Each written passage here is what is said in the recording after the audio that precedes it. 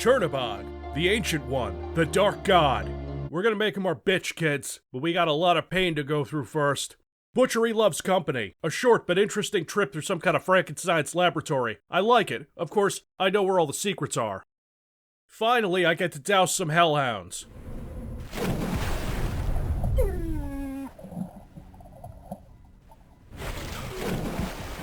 Now, you might notice this episode is even harder than the last one, as it should be. You're gonna be low on ammo for a while. I can't stress how much the aerosol can helps with zombies, and this level has a couple of secrets that are just little holes in the wall that open up and you might only barely notice them, but they're vital to your survival. The first is a doctor's bag. The second is more of a quality of life improvement. Or should I say, quality of death improvement? This bloody handprint opens up a tiny secret with an invisibility power up in it. Makes this hell room full of cultists a breeze.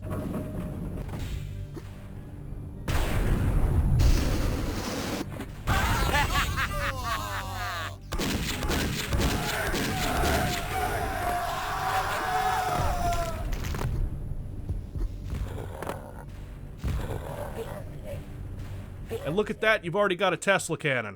Next up is breeding grounds. Not too bad yet, right? You got a Tesla cannon, which I didn't even use in the last level because you want to save that ammo. You want to save that. Finally, we get the last weapon, the life leech.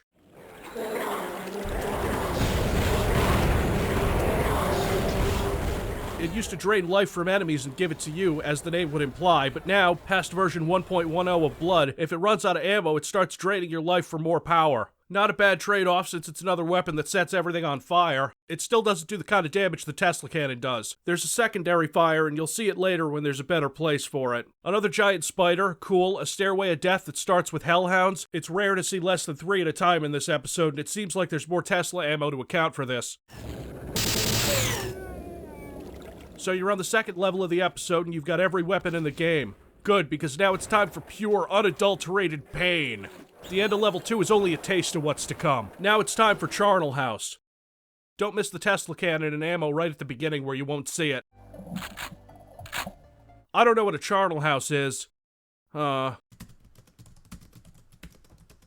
building or vault in which corpses or bones are piled. Yeah, okay, that's accurate. This is really the turning point, when most of the encounters become just awful. Oh, spiders? Well, I'm really low on bullet weapons. I guess I could just fork the— Fuck! This is where I start chucking dynamite around corners as a matter of habit. Otherwise, you're likely to die because you're not going to have the health to survive a full frontal assault. Freddy Krueger's hat and sweater are in this room, but I blew them up. Check this out. This is great. This is perfect. Yeah, you can't actually see that one coming, so toss some dynamite up there.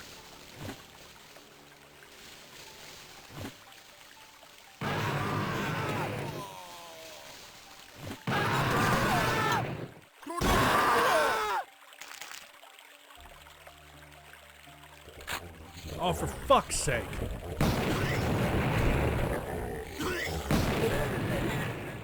This level is chock full of stuff like that. Going up these stairs requires that crystal ball you only get in multiplayer.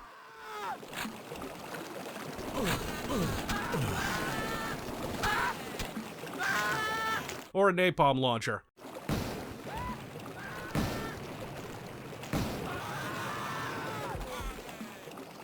You go through a furnace to get down into some watery areas that aren't sewers, and there's one place here where it's goddamn near impossible to get out of the water and back into this place here.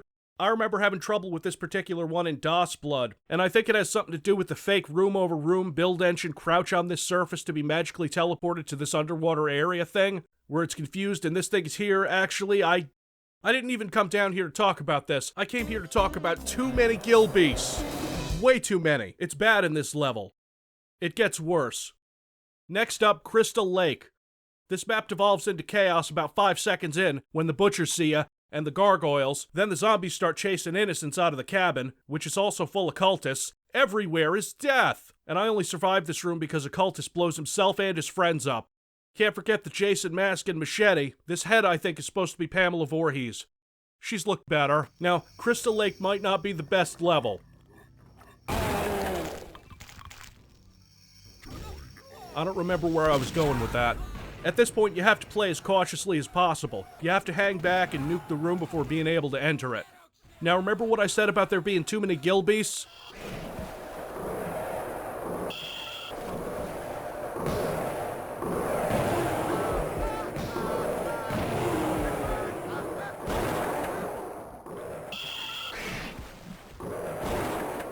There's an underwater section in this map that can go fillet a fucking cactus. I didn't have a ton of diving suit air left when I entered this level. Towards the end, you have a long stretch underwater tunnel with lots of bone eels and gilbeasts, and the designers knew you wouldn't have a diving suit, so they put places you can go up for air periodically. On this skill, you're pretty much guaranteed to lose some health from drowning. And the cherry on top of that terrible experience is this. You could just hit the exit switch and leave, if you don't want to go to the secret level, which is hidden behind an unmarked exploding wall right here.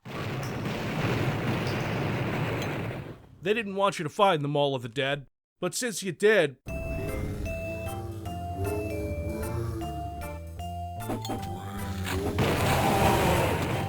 I used to think this was the hardest level, and on the lower skills it might be. Just... oh...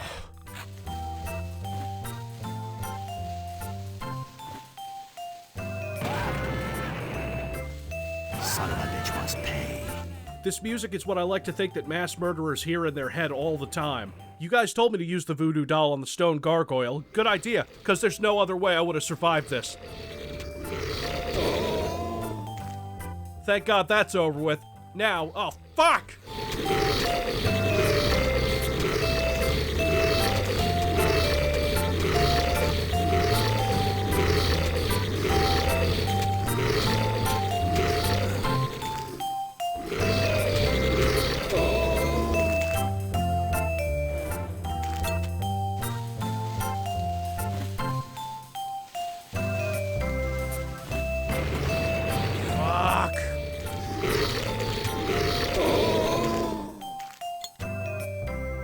This right here, this hallway, this one I'll never forget. Just a hallway full of the undead.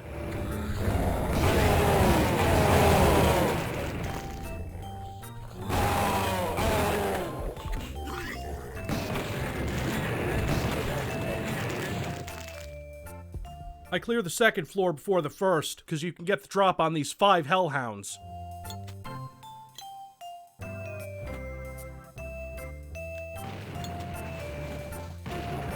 Here's the secondary fire for the life leech, another thing added after the fact in later versions of Blood. You turn it into a stationary turret.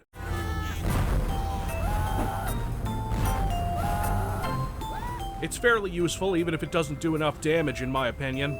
And when you're done, you can just hit the use key to pick it back up. There's a secret invisibility power-up hidden in the world's smallest monster closet.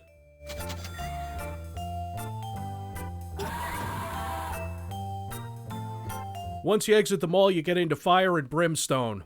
Oh boy, Fire and Brimstone. It starts with a hellhound running at you. That should set the tone. The best way to play this level is out of order, getting the jump boots in the mall and jumping up here so you can bypass a lot of platforming around lava, which brings us to too many gargoyles.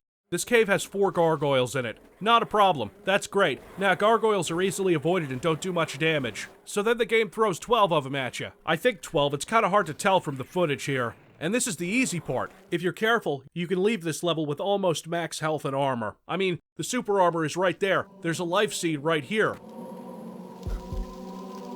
The last room is a bitch because of the mixed enemies.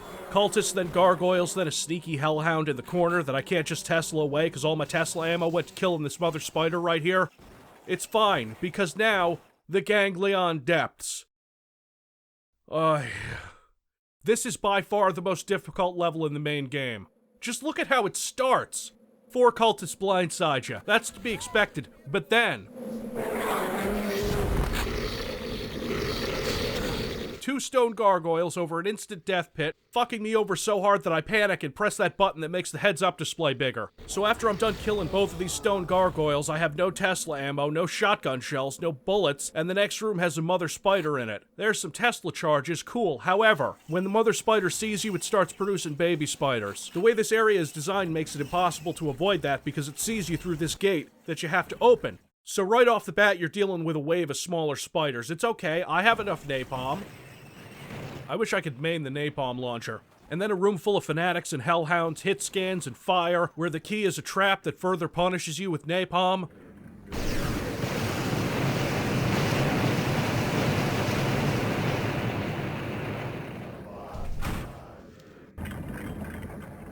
You enter a narrow corridor full of bloated butchers and wake up what sounds like a mother spider downstairs that you can't see yet. Oh, we'll get to it. The designer of this level just wanted her to have some time to... Okay, crouch under the butchers. Spray them down. You can stay low enough not to wake up the spider until 5 seconds later when you pass this area, so... I'm allowing this death to happen as a demonstration. And this one.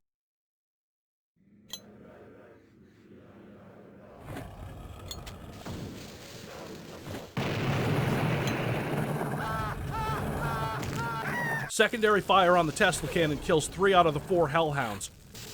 Round the corner and there's a wall of hit scanners. Round that corner, a wall of gargoyles. It's okay, the game is gonna give you a break. A life seed that doesn't open a death trap, a phantasm that drops another life seed, 200 health, how the fuck about that? Yeah, well, funny story, you remember that mother spider we woke up a minute ago?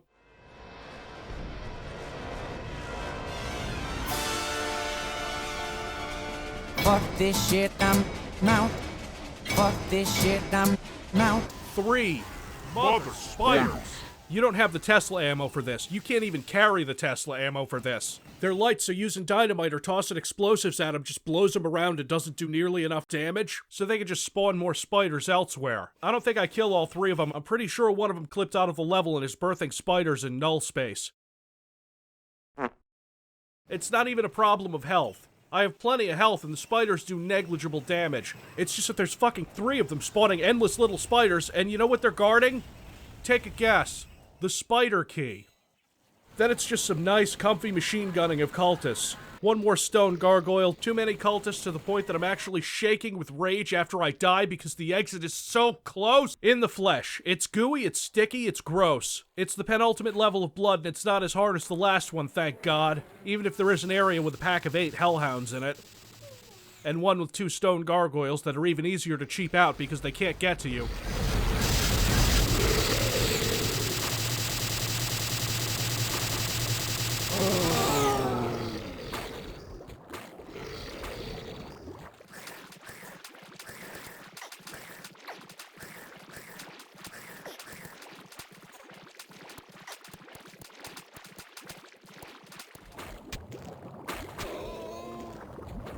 But there's still too many Gilbies who for some reason can live just fine inside of a giant digestive tract. Gotta love that stomach acid, it's good for the skin. Thankfully there's enough napalm scattered around to deal with all the gargoyles. Now's the main event, the Hall of Epiphany. I have awaited you. Why did you cast us down? How did we fail you? You were always loyal to me. You most of all, my child. Then why? Because I knew you would return. Can you not see? Every life that you have taken has made you stronger. And you have returned to me with a greater sacrifice than I ever could have wished. With the power you bring, I shall throw open the door between the worlds and inherit the earth. Is that so? Chernabog reveals his master plan to make Caleb become stronger so that he can kill Caleb and then absorb his strength. And this raises some questions for me. Like, does he know how hard this game is? Does he know that Caleb's greatest strengths are man-made guns that shoot fire and lightning? I guess he can consume people's hearts, but it's still cool to have a villain with a plan. Not like in Duke 3D where the aliens want to steal our chicks, or in Shadow Warrior where Zilla thought fucking with a master ninja assassin that keeps nuclear weapons in his dojo was a good idea. Fool, you are already dead. Shoot this thing on the wall, Chernabog laughs, and you get to fight the first 3 bosses again. Again. Obviously, we've dealt with a few stone gargoyles before, and mother spiders, that's fine, that's easy. How about Cerberus making only his 2nd appearance? Well, I don't want to use all my good ammo on him, so I lead his ass outside and jump around with the jump boots. Now fuck you, you deserve to be shotgunned like this. You deserve a cheap death, and so does Chernabog. Chernabog. The easiest boss in the game. He has about 2,500 hit points, which is less than half of Cerberus. He shoots flaming balls of explosive blue shit and sets you on fire by looking at you. I tried to get him to infight with Cerberus with no success. I was disappointed. There's a life seed on his throne, so you'll face him with at least 100 health, and there's a secret switch on the ceiling that reveals a Guns Akimbo power-up. Now, I'm low on napalm and on Tesla ammo, the two main things I would normally use to kill him, but he's still never leaving his little monster closet alive.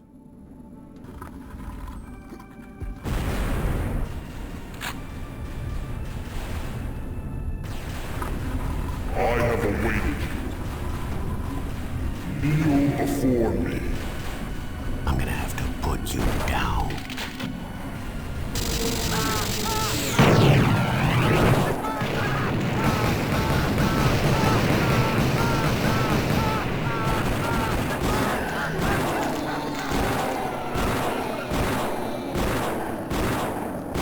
Good, bad. I'm the guy with a gun.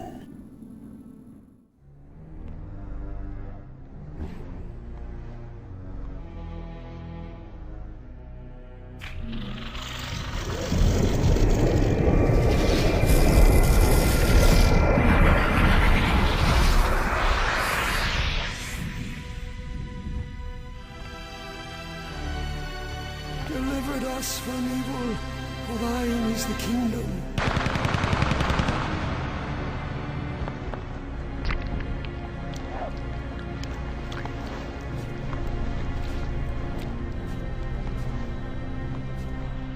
Caleb is a bad motherfucker, and he strides out of there after killing a god, using the life leech as a pimp cane. And that's all for now. I hope you've enjoyed it, because I have. Despite how unreasonably hard this game is at times, it's a bona fide classic. One of the all-time greats. You know what, now that I've thought about it, it's still better than Half-Life. Fight me. Cruento pestis shatro, kids.